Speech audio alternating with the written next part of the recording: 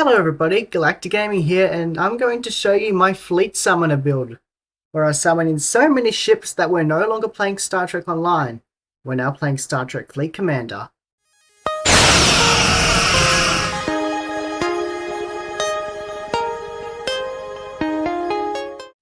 As you may have guessed from the title, this build is entirely dedicated to summoning as many allies as possible in order to crush your opponents to smithereens with sheer numbers. Now, onto the build itself. And the first thing you can see, I'm putting this build on the Miracle Worker Flight Deck Carrier. It doesn't matter if you put it on the D7 or the Constitution. I just prefer to put it on the Constitution because, honestly, it's such a it's such a beautiful ship. As you can see, I've named this USS definitely a TOS Connie and gave it Type 0 hull material. Aren't I the sneakiest?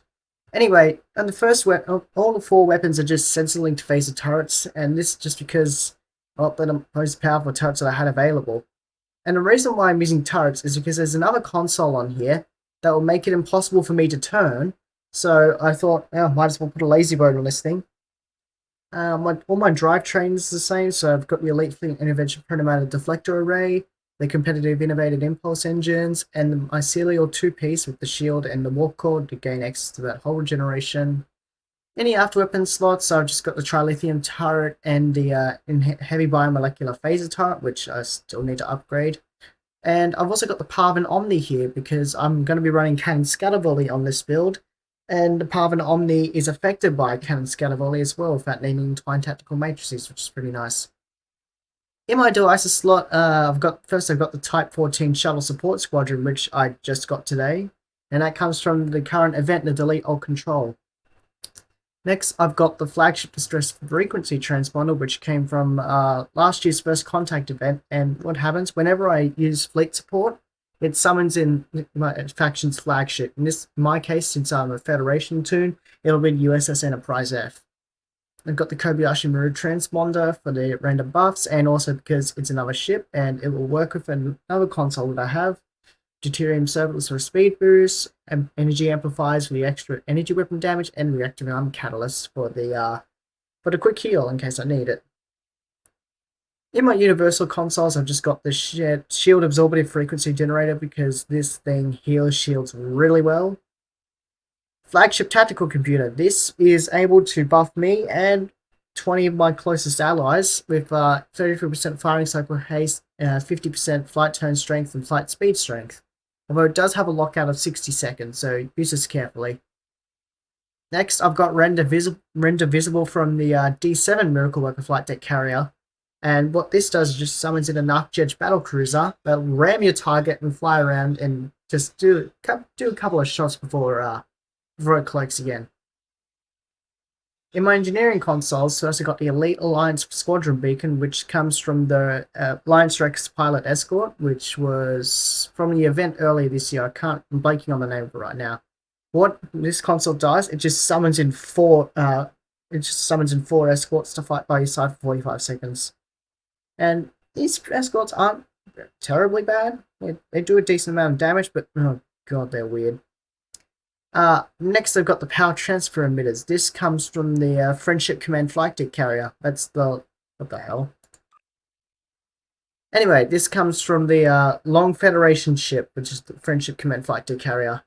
I'm mainly using it here for the passives, which is 2.6 increased crit chance, hull restoration, and here's the big one, 10% increased Hangar Pet critical chance. That is massive. And when the clicking just basically just gives extra allies crit chance and sorry, hold on. Bird, be quiet. And it gives them extra electrical damage whenever it critically strikes. Next console is Reinforcing Squadrons, which comes from this ship, the Constitution Miracle Worker Flight Deck Carrier. And this just launches a squadron of tactical flyers, but the main thing is that whenever I use this console, my Hangar Pets will get 25% bonus all damage for 20 seconds. Here we've got the Athen Prime Flute Museum Beacon, which came from the last generation lockboxes, and this is just pretty simple. Just click it and you summon in the ship for 60 seconds. What will I get? USS Stargazer. Always like to see that. And here's that console that requires me to use the turrets, the Omnis. Sentry mode. and just causing 10 massive sentry ships to surround me and just bounces anti-proton damage all over the place. There is a couple of bugs with this console, but for the most part, I like using it. And the main reason why I've got it on here is because it's 10 extra ships, more for the fleet. Here I've got the harmonic yield distribution via radial aperture. This is from the Terran Hydra, and decent passes for my pet build, and cannon damage will improve my turrets as well. But this is just mainly just because I get to summon all of my, well, most of my friendly allies and make them shoot off a giant phaser lance. It's so much fun. Fleet Power Network Array. This comes from the Awani Command Flight Deck Carrier, and this just gives a shit ton of haste to your allies and yourself. It's just pretty much it. Oh, and it also has a chance to give them firing modes, which is nice. Experimental Power Redirection. This comes from the Excelsior 2 Intel Heavy Cruiser. It just beams all over the place. I love using this console. It doesn't have a directional limit. In my tactical consoles, I've got Swarmer Matrix, which you can get from the Infinity Lock boxes or from the exchange for pretty cheap. And this has the same passive as the Hydra console, which is more turn speed, flight speed, and damage from my hanger pets and torpedoes. Plus, it gives me extra projectile weapon training, which isn't actually helping me on this build, seeing as I don't have any torpedoes. And the clicky on it just summons in Swarm of Pets, just, it does a little extra damage, very helpful. Here I got the DPRM, yeah I know, grown, massive expensive console, but you can also just use the Protomatter. Actually, you might be better off using the Protomatter projector from the old Lucari event ship, and if you've completed this event, you'll actually have access to it. And my reason why I say that could be better is because that'll heal your allies as well, but I just have this here just because I'm greedy. And here's the Quajan Assault Craft from the 32nd Century Discovery, which is the Crossfield Science Spearhead refit. And this just summons in another frigate to just help me out. And in my hanger pets, I have Elite Fleet Malum Support Frigates, which needs to have some pretty decent weapons and abilities on them. I was originally running the Type 7 shuttlecraft for the debuff, because my thought of thinking was, if those debuff your enemies, all my other allies can deal more damage to them.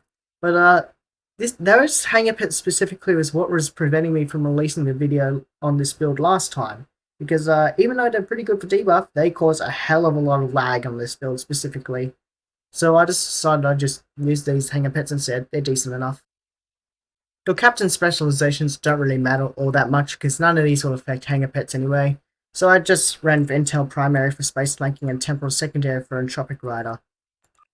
In my personal space traits, first I've got Adaptive Offense, it gives me crit chance, it becomes crit severity. Second I've got Feel the Weight of Our Presence, which the more allies I have, the more of a damage resistance rating debuff I'll apply to my enemies, which is fun. Hive defenses. Whenever I take damage, I have a chance to summon 3 Herc Swarmers that will assist me for 45 seconds, which is more pets. The Boimer effect to help with my cooldown reduction. Friends in Unusual Places, which gives me 30% cooldown reduction for Distress Calls and Fleet Support. Intelligence Agent Attaché. Weapon Critical Strikes will restore 2% of Captain ability recharge times. This includes Fleet Support, so this trait right here is kind of a must-have. Unconventional Systems is an obvious pick at this point. Using a Control Bridge Officer ability gives 7% recharge to Universal Consoles. A Good Day to Die allows me to use Go Down Fighting at any hull integrity. Inspirational Leader for the extra captain's abilities. Bridge Officer ability. Starship Skills, I can speak. Wing Commander, whenever I just be able to get more XP rating from my hanger pets, which allows them to deal more damage and allow them to take less damage. And Independent Wingmate. The first hanger pet deployed gets 200% bonus damage and 200 damage resistance rating. In my Starship traits, first I've got Ruin Over Enemies at a bonus damage, Withering Barrage to extend the duration of Cannon Scatter Volley by 4 seconds. Cooperation is the dominant strategy whenever I use a hull healing bridge officer ability or a universal console. It applies Friendship to Science, which just gives my hanger pets just 20% bonus damage for 30 seconds. Flagship Staffing, pretty much the same thing except it gives firing cycle haste. It's another Enterprise. Whenever I activate Engineering Tactical Science Fleet, since I'm a tactical captain I'll just be using Tactical Fleet, it summons a ship of my faction's flagship class to join me in combat for 90 seconds. So that will be an Endeavour, a Sojourner, or a Yorktown class. Improved command frequency. It just reduces the cooldown of fleet support by 10 minutes and reduces the low health restriction. If you have the superior version of this trait, which you can get by completing the temporal recruit event, then use that by all means, because that'll give you an extra frigate. And finally, Hive Bearer. Whenever I launch a Hanger Pet or a Hanger Pet dies, I'll summon a Herc Swarm for 30 seconds. This will activate even if I'm already at the maximum amount of Hanger Pets, so even if I have all 4 of my support frigates out, this will just keep launching swarmers, which is nice. For my space reputation traits, I've just got Tireless Duality for the crit chance, Energy Frequency for the hull healing, Magnified Firepower for the bonus weapon damage, Precision for the crit chance, and Advanced Targeting Systems for the extra crit severity. In my active space reputation, I've just got Quantum Singularity Manipulation to cloak myself when drawing too much threat, Force Challenge to yank my enemies screaming back towards me, Deploy Sensor Interference Platform in case I'm taking too much threat and I just need to get some off me, Biomolecular Shield Generator to just keep my shields up easier, and Anti-Tame Entanglement Singularity because this just has a straight up damage ability.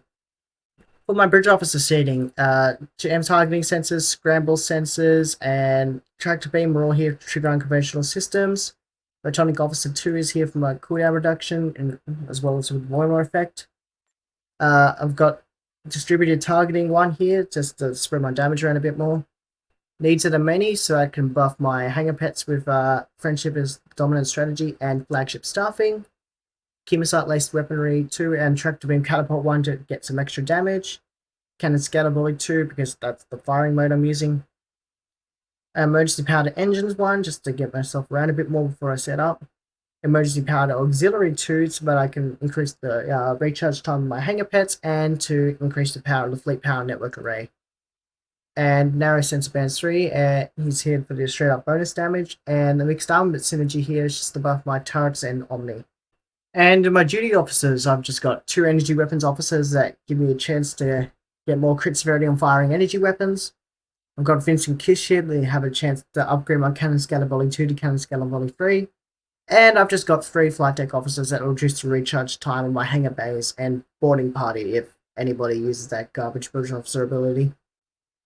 So, now that I've shown you the build, let me take you through a run of Nitro so we can hear Margarine scream, and I'll show you the pass results. Stay tuned!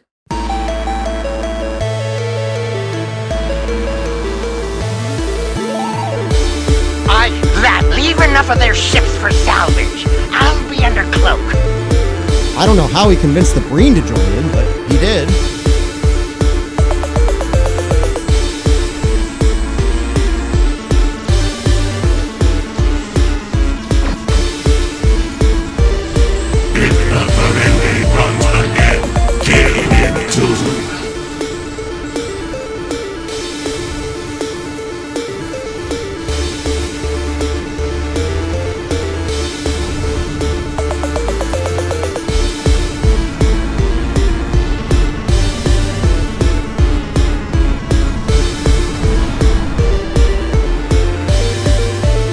Well, there's good...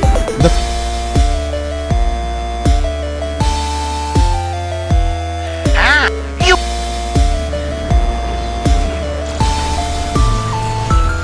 You treacherous! This deal gets worse by the minute!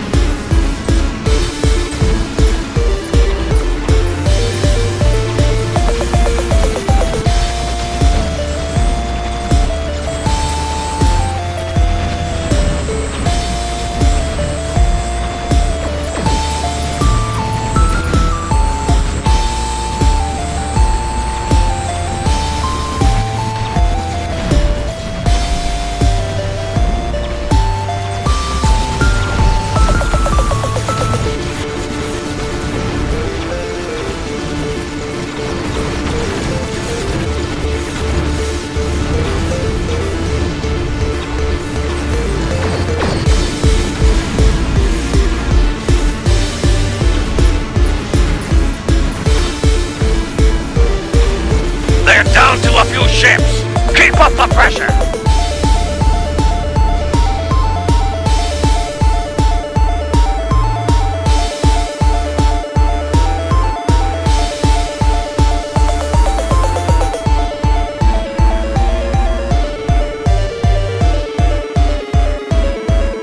Well fought. Well fought. Modron's on his...